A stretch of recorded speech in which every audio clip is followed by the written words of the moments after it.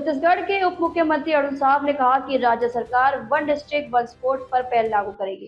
खिलाड़ियों और खेलों के लिए बेहतर योजनाएं बनाई जा रही हैं, जबकि युवाओं की खेलों की प्रतिभा को बढ़ावा दिया जाएगा। उन्हें प्रेरणा मिले और वन डिस्ट्रिक्ट वन स्पोर्ट्स का आयोजन भी इसी के साथ हम करने वाले हैं।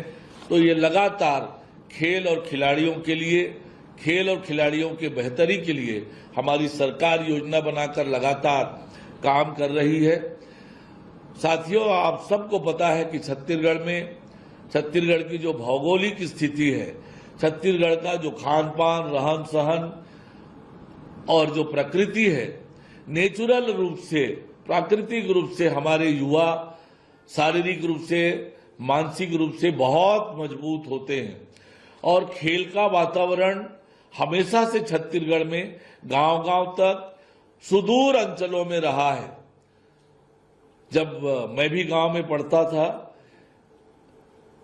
तो स्कूल से आने के बाद बस्ता घर में रखे और सीधे दौड़कर खेल के मैदान में जाते थे।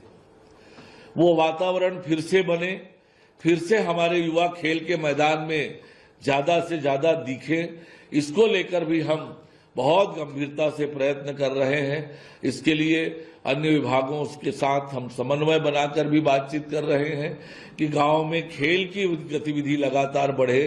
जिस तरह से हमारी नई शिक्षा नीति में इसका प्रावधान है और अलग अलग सरकार की योजनाओं में भी इसको लेकर प्रावधान किया हुआ है। अन्य विभागों से भी समन्वय बनाकर बहुत छोटी उम्र से ही खेल का वातावरण बनाना, वो खेल के मैदान में आए, क्योंकि एक समय के बाद, एक उम्र के बाद उनकी प्रतिभा को निखारने का बहुत लाभ नहीं होता है। इसलिए बहुत कम उम्र में 8 साल, 10 साल, 12 साल की उम्र में चिन्हित करके उनको तराशने का काम, संवारने का काम हो, इस दिशा में भी हमारा विभाग काम कर रहा है। साथियों, छत्तीसगढ़ आने वाले समय में खेलों में भी अग्रणी बने।